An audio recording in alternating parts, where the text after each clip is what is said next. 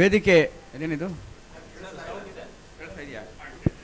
ಅಲ್ಲ ಹಿಂದ್ಗಡೆ ಇರೋರಿಗೆ ನೋಡಿದ್ರಾ ಅವ್ರಿಗೆ ಕೇಳಿಸ್ತಾ ಇಲ್ಲ ಅಂತ ಇದ್ದಾರೆ. ಪರವಾಗಿಲ್ಲ, ಥ್ಯಾಂಕ್ ಯು. ಯಾಕೆಂದ್ರೆ ಅಲ್ಲಿ ನಮ್ಮ ಸ್ನೇಹಿತರಿಗೆ ಹಿಂದ್ಗಡೆ ಇರೋರು ಕೇಳಿಸ್ತಾ ಇದೆಯಾ ಅಂದೆ, ಇಲ್ಲ ಅಂದ್ರು. ಇಲ್ಲ ಅಂದ್ರೆ ಕೇಳಿಸ್ತಾ ಇದೆ ಅಂತ ತಾನೆ ಅಲ್ವಾ? ಇಲ್ಲ ಅನ್ಬೇಕಾದ್ರೆ ಆದರೆ ಇವಾಗ ಸ್ವಲ್ಪ ಚೆನ್ನಾಗಿ ಕೇಳಿಸ್ತಾ ಇದೆ ಅಂತ ಹೇಳೋಣ. ಕೆಲವು ಸಲ ಇಂಥ ಹಾಲ್ಗಳಲ್ಲಿ ಏನಾಗುತ್ತೆ, ಸ್ವಲ್ಪ ಎಕೋ ಬಂದ್ಬಿಡುತ್ತೆ. ಇಲ್ಲಿ ಬರಲ್ಲ, ಇಲ್ಲಿ ಚೆನ್ನಾಗಿದೆ. ಮೊನ್ನೆ ಯಾವುದೋ ಒಂದು ಚೌಲ್ಟ್ರಿಗಳಲ್ಲಿ ಮಾಡ್ತಾರಲ್ಲ, ಚೌಲ್ಟ್ರಿಗಳಲ್ಲಿ ಮೈಕ್ ಎಲ್ಲ ಇಡೋಕ್ಕಾಗಲ್ಲ, ಅಲ್ಲಿ ಎಕೋ ಜಾಸ್ತಿ. ಮೊನ್ನೆ ನಮ್ಮ ಸ್ನೇಹಿತರು ಒಬ್ಬರದು 25ನೇ ವರ್ಷದ ಮ್ಯಾರೇಜ್ ಆ್ಯನಿವರ್ಸರಿ. ಚಂದ್ರಶೇಖರ್ ಮತ್ತು ಉಮಾ ಅಂತ, ಅವರಿಬ್ಬರಿಗೂ ಮದುವೆಯಾಗಿ 25 ವರ್ಷ. ಚೌಲ್ಟ್ರಿನಲ್ಲಿ ತಿರ್ಗಿ ಇನ್ನೊಂದು ಸಲ ತಾಳಿ ಕಟ್ಟಿಸಿ ಎಲ್ಲ ಮಾಡಿ ಸಮಾರಂಭ ಮಾಡ್ತಾಯಿದ್ರು. ಸ್ನೇಹಿತರು, ರಿಲೇಟಿವ್ಸು ಎಲ್ಲ ಕೂತ್ಕೊಂಡಿದ್ರು. ನಾನು ಚೀಫ್ ಗೆಸ್ಟ್, ನಾನು ನಮ್ಮ ಸ್ನೇಹಿತರೆಲ್ಲ ಮಾತಾಡ್ತಾ ಇದ್ದಾಗ ಸಿಕ್ಕಾಪಟ್ಟೆ ಎಕೋ. ಯಾರೋ ಹಾಡು ಹೇಳಕ್ಕೆ ಹೋಗ್ತಾರೆ, ಜೈ ಭಾರತ್, ಜೈ ಜೈ ಭಾರತ ಹಿಂಗೆಲ್ಲ ಎಕೋ ಬರ್ತಾರೆ 2 ಸಲ. ಸೊ ಕೊನೆಯಲ್ಲಿ ನನಗೆ ಬಂದಾಗ ಉಮಾ ಮತ್ತು ಚಂದ್ರಶೇಖರ್ ಅವರು ತಮ್ಮ ದಾಂಪತ್ಯ ಜೀವನದ 50 ವರ್ಷ ಮುಗಿಸಿದ್ದಾರೆ, ಅವರಿಗೆ ಅಭಿನಂದನೆಗಳು ಅಂದೆ. ರಿಲೇಟಿವ್ಸ್ ಎಲ್ಲ ಎದ್ದು ನಿಂತ್ಕೊಂಡ್ಬಿಟ್ರು. ಕ್ಷಮಿಸಿ, 50 ವರ್ಷ ಅಲ್ಲ, 25 ವರ್ಷ. ನಾನು ಹೇಳಿದ್ದು 25. ಎಕೋ ಬರ್ತಾ ಇದೆಯಲ್ಲ, 2 ಸಲ ಕೇಳಿದೆ ನಿಮಗೆ ಅಂತ. ಕೆಲವು ಸಲ ಹಂಗಾಗತ್ತೆ. ಸೊ ನನಗೆ ಭಾಳ ಸಂತೋಷದ ವಿಷಯ ಏನಪ್ಪ ಅಂತಂದರೆ, ನನಗೆ ಇವತ್ತು ಒಂಥರ ಎಮೋಷನಲ್ಲು. ಇಲ್ಲಿ ಪಕ್ಕದಲ್ಲಿರೋ ರಿಸರ್ವ್ ಬ್ಯಾಂಕಲ್ಲಿ ನಾನು ಕೆಲಸ ಮಾಡ್ತಾಯಿದ್ದೆ, ಅದ್ರ ಪಕ್ಕದಲ್ಲಿರೋ LIC ನೋಡಿದ್ರೆ. ಅದಾದಮೇಲೆ ನಿಮ್ಮ ಜೀವನ್ ಪ್ರಕಾಶ್ ಇದೆಯಲ್ಲ ಬಿಲ್ಡಿಂಗು, ಅದ್ರ ಪಕ್ಕದೊಳಗೆ ನಾನು ನಬಾರ್ಡಲ್ಲಿದ್ದೆ. ಹಾಗಾಗಿ LICಗೂ ನನಗೂ ಸಿಕ್ಕಾಪಟ್ಟೆ ಒಂಥರ ಸಂಬಂಧ ಇಲ್ಲಿದ್ದದಲ್ಲದೆ. ಅಲ್ಲಿ ನಾನು ಯಾವಾಗಲೂ ಹೇಳ್ತಾ ಇದ್ದೆ, ನಾನು ನಬಾರ್ಡ್ ನೀವೆಲ್ಲ ನೋಡಿದ್ದೀರಾ, ಜೀವನ್ ಪ್ರಕಾಶ್ ಪಕ್ಕದೊಳಗೆ ಅದೇ annex building. Jeevan Prakash annex ಬಿಲ್ಡಿಂಗ್ನಲ್ಲೇ ನಬಾರ್ಡ್ ಇತ್ತು, ನಿಮ್ಮದು DO 1 ಇತ್ತು. ನಾವು ಅಲ್ಲೆಲ್ಲ ಎದುರುಗಡೆ ಹಿಂದ್ಗಡೆ ಪೈ ಹೋಟ್ಲಿದೆ, ಎದುರುಗಡೆ ಕಾಮತ್ ಹೋಟ್ಲಿದೆ, ಇನ್ನು ಈ ಥರದ್ದೆಲ್ಲ ಸುತ್ತಮುತ್ತ ಹೋಟ್ಲುಗಳಿದ್ರೂ ನಾವೆಲ್ಲರೂ ಮಧ್ಯಾಹ್ನ ಕಾಫಿ ಟೀ ಕುಡಿಯೋದಕ್ಕೆ 11:30 ಮಧ್ಯಾಹ್ನ 3 ಗಂಟೆಗೆ LIC ಕ್ಯಾಂಟೀನ್ಗೆ ಬರ್ತಾಯಿದ್ವಿ ನಾವು. ನಮ್ಮ ಸ್ನೇಹಿತರೆಲ್ಲ ನಮ್ಗೆ ಯಾರು ಹೊರಗಡೆಯಿಂದ ಬಂದರೆ ಬನ್ನಿ LIC ಕ್ಯಾಂಟೀನ್ಗೆ ಹೋಗೋಣ. ಇಲ್ಲ ಅಂದರೆ ಯಾತಕ್ಕೆ ರೋಡ್ ಕ್ರಾಸ್ ಮಾಡೋಕ್ಕೆ ಯೂನಿಟಿ ಬಿಲ್ಡಿಂಗ್ ಕಷ್ಟನ? ಹಂಗಲ್ಲಪ್ಪ, LIC ಕ್ಯಾಂಟೀನಲ್ಲಿ ಬೇರೆ ಎಲ್ಲ ಕಡೆ ಟೀಗಿಂತ ಜಾಸ್ತಿ ಒಂದು ಇಂಪಾರ್ಟೆನ್ಸ್ ಇದೆ. ಏನದು ಇಂಪಾರ್ಟೆನ್ಸು? LICಲಿ ಕುಡಿಯೋ ಕ್ಯಾಂಟೀನಲ್ಲಿ ಕುಡಿಯೋ ಕಾಫಿ ಮತ್ತು ಟೀ ಇನ್ಶೂರ್ ಆಗಿರುತ್ತೆ. ಸೊ ಅಲ್ವಾ, ಕಾಫಿ ಮಿಕ್ಕಿದ ಕಡೆ ಹಂಗಿರಲ್ಲ. 5 ಇಯರ್ ಅದು ಒಂದು ಸ್ಪೆಷಾಲಿಟಿ. ಇನ್ನೊಂದು, ನಿಮ್ಮ ಲೋಗೋ ಬಗ್ಗೆ ನಾನೊಂದು ಹೇಳ್ತಿದ್ದೆ. ನಿಮ್ಮ ಲೋಗೋ 2 ಕೈ, ಈ ಕಡೆ ಆ ಕಡೆ ಕೈ, ಮಧ್ಯೆ ಜ್ಯೋತಿ. ನಮ್ಮದು ನಬಾರ್ಡ್ ಲೋಗೋ ಅಬ್ಸರ್ವ್ ಮಾಡಿದ್ದೀರ ನೀವು, ಅಲ್ಲೂ 2 ಕೈ ಬರುತ್ತೆ, ಮಧ್ಯದಲ್ಲಿ ತೆನೆ, ಇಂಡಸ್ಟ್ರಿ ಅದೆಲ್ಲ ಬರುತ್ತೆ. You know the difference between LIC and NABARD ಅಂತಿದ್ದೆ ನಾನು. ಏನು ಅಂತಂದರೆ, ನಬಾರ್ಡ್ ಅಂದರೆ we take care of the people while they are alive, you take care of them even after death. Correct ಅಲ್ವಾ? ಜಿಂದಗಿ ಕೆ ಸಾಥ್ ಬಿ, ಜಿಂದಗಿ ಕೆ ಬಾದ್ ಬಿ ಅಂದ್ರೆ ಇನ್ನೇನು. ಇದಕ್ಕೆ ಕನ್ನಡದಲ್ಲಿ ಮಾಡೋಕ್ಕೆ ಏನು ಟ್ರೈ ಮಾಡಿದೆ ನಾನು ಫಸ್ಟ್ ಈ ಸ್ಲೋಗನ್ ಬಂದಾಗ, ಜಿಂದಗಿ ಕೆ ಸಾಥ್ ಬಿ, ಜಿಂದಗಿ ಕೆ ಬಾದ್ ಬಿ. ಇವಾಗ ನೀವು ಟ್ರಾನ್ಸ್ಲೇಟ್ ಮಾಡಿರೋದೇನು?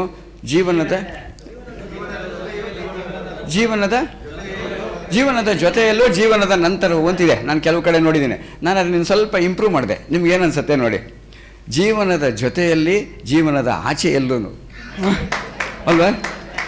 ಜೀವನದ ಆಚೆ ಆದ್ರೂ ಜೀವನದ ಅದು ಇರ್ತೀವಿ ನಾವು ಯಾವಾಗಲೂ. ಅದು ನಮ್ಗೆ ಆಶ್ಚರ್ಯ. ಇಡೀ ಭಗವದ್ಗೀತೆಯಲ್ಲಿ 700 ಶ್ಲೋಕಗಳು ಎಷ್ಟೋ ಇದೆಯಂತೆ. ಅದರಲ್ಲಿ ಭಾಳ ಇಂಪಾರ್ಟೆಂಟ್ ಶ್ಲೋಕ ಯಾವುದು ಅಂತ ಕೃಷ್ಣನೇ ಕೇಳಿದ್ರೆ ಹೇಳ್ಬಿಡ್ತಾನೆ. ಯಾವುದು ಅಂದರೆ, ಅನನ್ಯಾಶ್ಚಿಂತಯಂತೋ ಮಾಂ ಯೇ ಜನಾಃ ಪರ್ಯುಪಾಸತೆ ತೇಷಾಂ ನಿತ್ಯಾಭಿಯುಕ್ತಾನಾಂ ಯೋಗಕ್ಷೇಮಂ ವಹಾಮ್ಯಹಂ. ಆ ಯೋಗಕ್ಷೇಮಂ ವಹಾಮ್ಯಹಂ ನೀವು ಶ್ಲೋಕ ಹಾಕ್ಕೊಂಡಿರೋದು ಅಲ್ವಾ? ಆದರೆ ಇನ್ನು ಮುಂಚೆ ಇದೆಯಲ್ಲ, ಅನನ್ಯಾಶ್ಚಿಂತಯಂತೋ ಮಾಂ ಅಂದ್ರೇನು?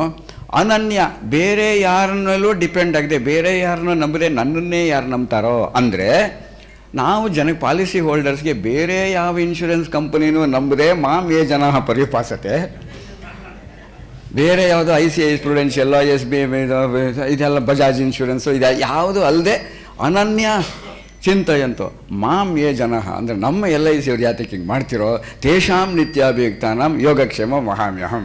ಇದು ಭಾಳ ಇಂಪಾರ್ಟೆಂಟ್. ಎಷ್ಟು ಫಾಸ್ಟ್ ಆಗಿರಬೇಕು ಅಂದರೂ ನನಗೆ ನಿಮ್ಮ ಸ್ಲೋಗನ್ಗಳೆಲ್ಲ ಅಬ್ಸರ್ವ್ ಮಾಡ್ತಾ ಇದ್ದೆ ನಾನು ಜೀವನ್ ಪ್ರಕಾಶಲ್ಲಿದ್ದಾಗ.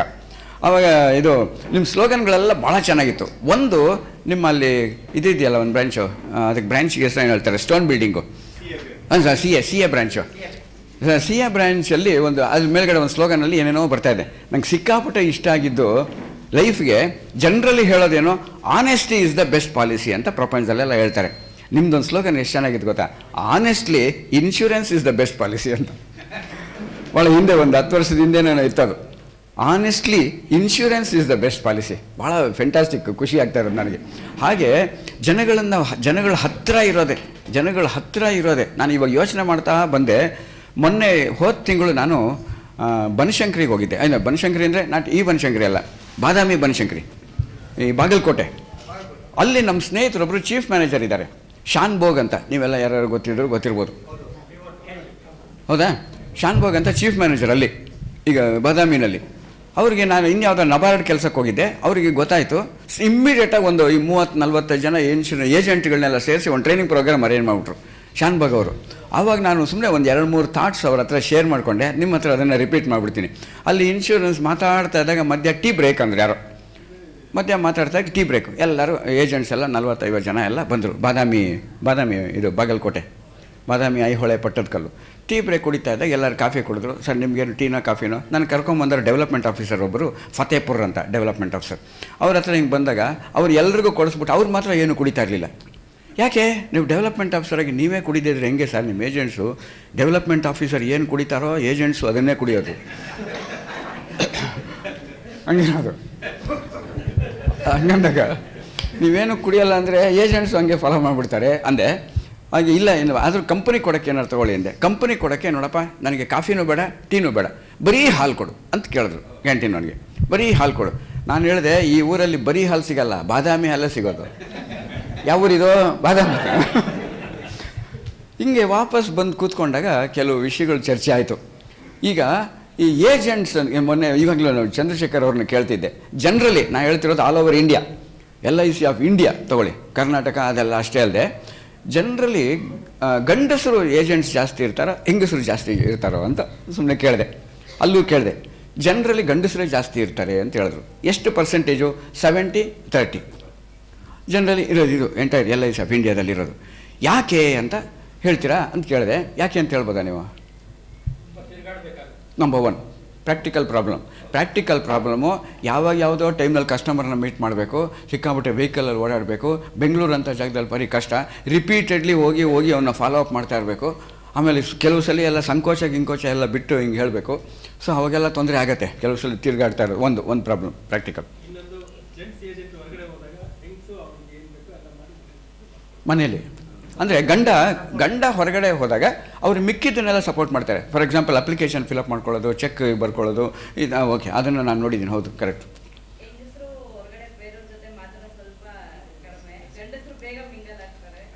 ಗಂಡಸರು ಬೇಗ ಮಿಂಗಲ್ ಆಗ್ತಾರೆ, ಹೆಂಗಸರು ಜಾಸ್ತಿ ಸಿಂಗಲ್ ಆಗಿರ್ತಾರೆ ಅಂತ. ವೆರಿ ಗುಡ್, ಭಾಳ ಚೆನ್ನಾಗಿದೆ, ಒಳ್ಳೆ ಪಾಯಿಂಟು. ನಾನು ಹೇಳಿದೆ ಓಕೆ ಇದೆಲ್ಲ ನಿಜವಾದ ರೀಸನ್ನೇ, ಇದೆಲ್ಲ ಪ್ರಾಕ್ಟಿಕಲ್ ರೀಸನ್ನು. ನಾನು ಹೇಳಿದೆ ಯಾಕೆ ಹೆಂಗಸರಿಗಿಂತ ಗಂಡಸರೇ ಜಾಸ್ತಿ ಜನ ಏಜೆಂಟ್ಸ್ ಇದ್ದಾರೆ ಅಂದರೆ ಆ ಹೆಸರೇ ಇದೆಯಲ್ಲ, ಏಜೆಂಟ್.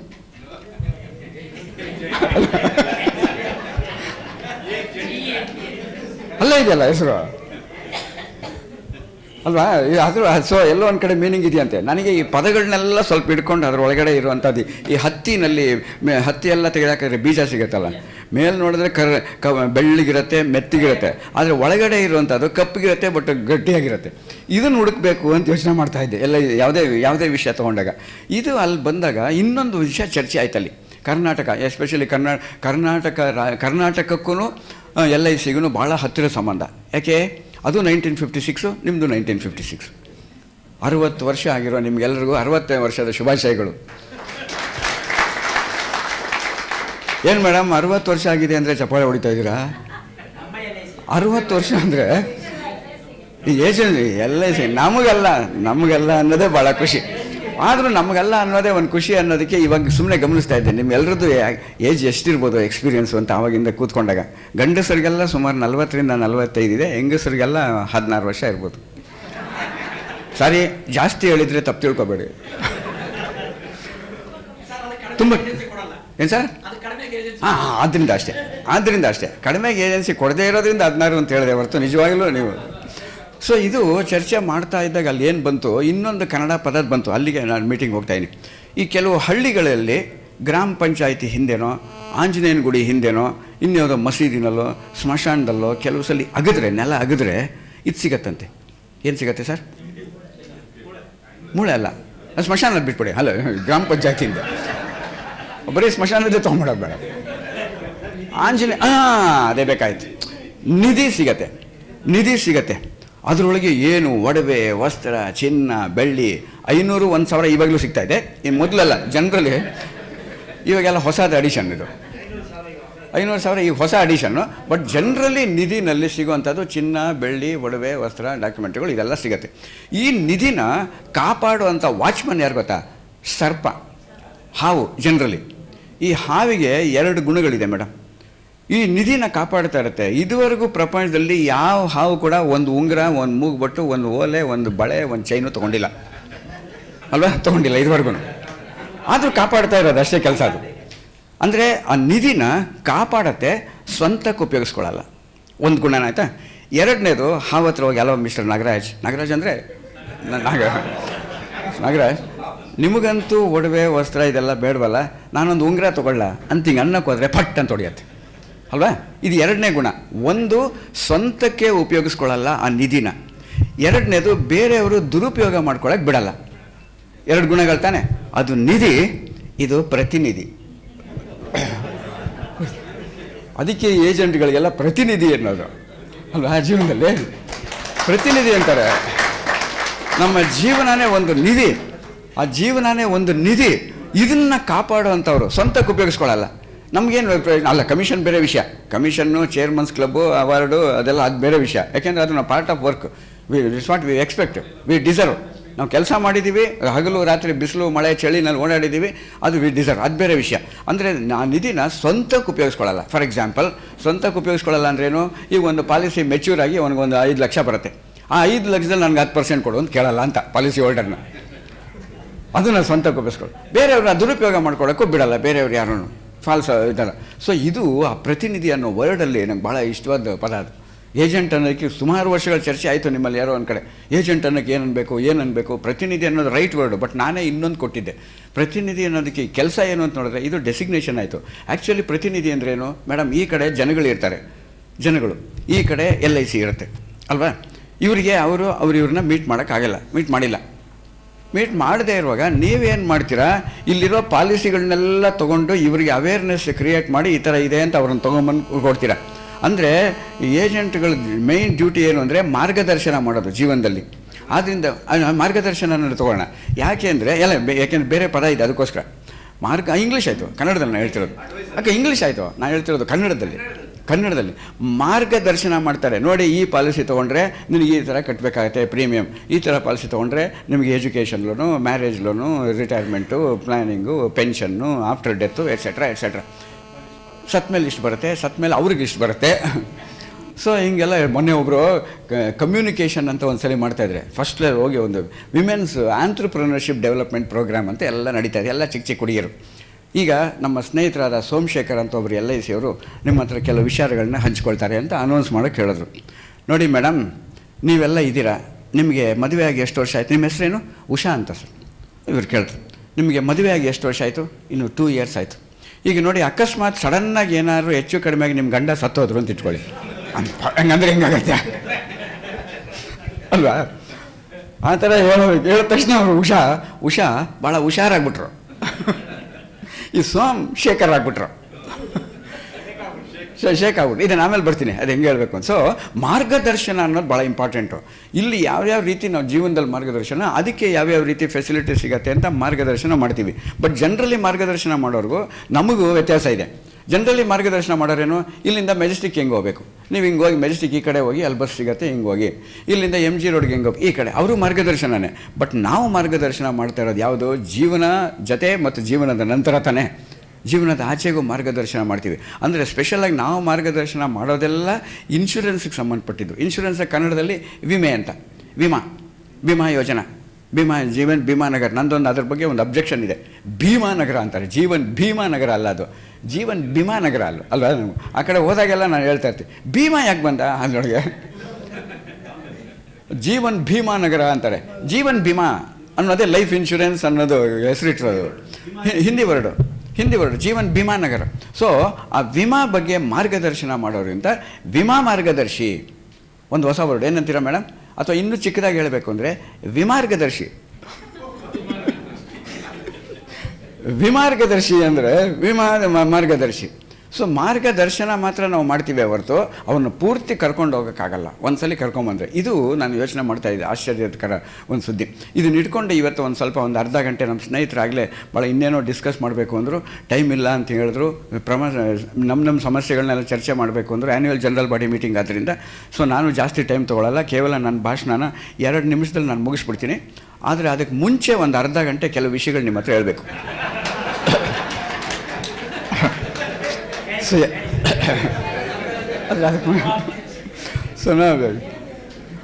ಆಮೇಲೆ 2 ನಿಮಿಷ. ಸೊ ಮನುಷ್ಯನಿಗೆ ಬೇಕಾಗಿ ನಾನೊಬ್ಬ ಪರ್ಸನಾಲಿಟಿ ಡೆವಲಪ್ಮೆಂಟ್ ಟ್ರೈನರ್. ಈ ಎಲ್ಲ ಕಡೆ ಪರ್ಸನಾಲಿಟಿ ಇವಾಗ ಎಲ್ಲ ಪ್ರಪಂಚದಲ್ಲಿರೋರೆಲ್ಲರೂ ಪರ್ಸನಾಲಿಟಿ. ಯಾರನ್ನು ಕೇಳಿದ್ರು what are you doing after retirement, what are you doing? Personality development. Retire ಆಗೋವ್ರಿಗೆ ಏನು ಮಾಡ್ತಾಯಿದ್ರಿ? ಅದು ಆಫೀಸ್ ಡ್ಯೂಟಿ. ಅದಾದಮೇಲೆ ಪರ್ಸನಾಲಿಟಿ ಡೆವಲಪ್ಮೆಂಟ್ ಮಾಡಿಕೊಂಡ್ರೆ ಏನು ಪ್ರಯೋಜನ? 60 ವರ್ಷ ಆದಮೇಲೆ ಅಲ್ವಾ? 60 ವರ್ಷ ಅಂತಂದರೆ ಏನು? ಬೇಂದ್ರೆ ಹೇಳಿದ್ರಂತೆ, ಈ 60 ವರ್ಷ ಅನ್ನೋದು ಇದೆಯಲ್ಲ, ಎಸ್ಪೆಷಲಿ ನಮ್ಮ ಇದನ್ನು ತೊಗೊಳ್ಳೋಣ. ನಮ್ಮ ಕಂಪ್ನಿ ತೊಗೊಂಡ್ರೆ ನಮ್ಮ ಕಾರ್ಪೊರೇಷನ್ಗೆ 60 ವರ್ಷ ಆಗಿದೆ, ಕರ್ನಾಟಕ 60 ವರ್ಷ ಆಗಿದೆ. ಈ 60 ವರ್ಷ ಅನ್ನೋದನ್ನು ಜನರಲಿ ಸ್ವಲ್ಪ ನೆಗೆಟಿವ್ ಆಗಿ ಹೇಳೋದು ಅಲ್ವಾ? ಇನ್ನೇನು 60 ವರ್ಷ ಅಂತ ಸೀನಿಯರ್ ಸಿಟಿಸನ್ ಅಂದ್ಬಿಡ್ತಾರೆ. ಜನರಲಿ 60 ವರ್ಷ ಅಂದ ತಕ್ಷಣ ಸ್ವಲ್ಪ ನೆಗೆಟಿವ್ ಆಗಿ ಸಮಾಜ ನೋಡುತ್ತೆ. ಸೊ ಅದನ್ನು ಬೇಂದ್ರೆ ಹತ್ರ ಯಾರೋ ಕೇಳಿದ್ರಂತೆ. ಬೇಂದ್ರೆಗೆ 60 ವರ್ಷ ಆಯಿತು ಒಂದ್ಸರಿ ಏನು ಒಂದೇ ಸಲ ಬೇಂದ್ರೆಗೆ 60 ವರ್ಷ ಆದಾಗ ಪದ್ಯ ಬರಿತಾ ಕೂತಿದ್ದಾರೆ. ಯಾರೋ ಒಬ್ಬರು ಅಭಿಮಾನಿ ಹೋಗಿ, ಏನಜ್ಜ 60 ವರ್ಷ ಆಯ್ತಂತೆ ಅಂದರು. ಏನೀಗ 60 ವರ್ಷ ಆಯಿತು ಏನೀಗ ಅಂದರು ಅವರು. 59 ವರ್ಷಕ್ಕೆ ಯಾರ್ಯಾರು ಸಾಯಲ್ವೋ ಅವರಿಗೆಲ್ಲ 60 ವರ್ಷ ಆಗತ್ತೆ,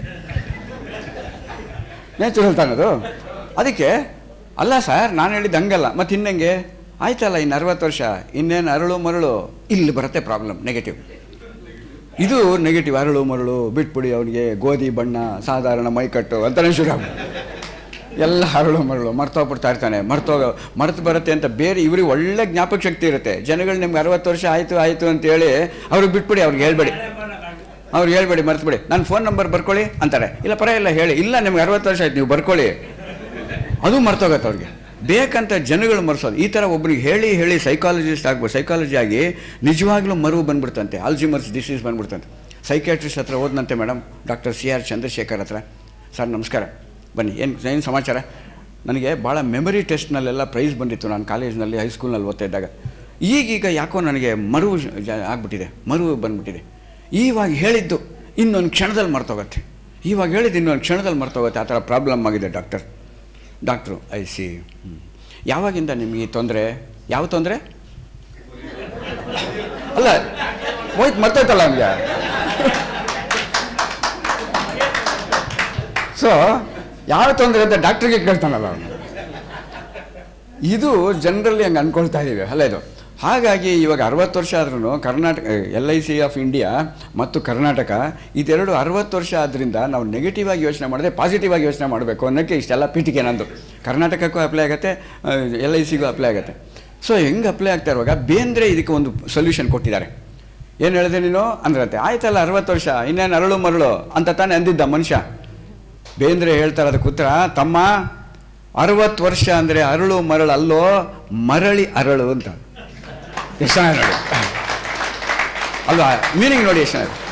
ಅರಳು ಮರಳಲ್ಲ, ಮರಳಿ ಅರಳು.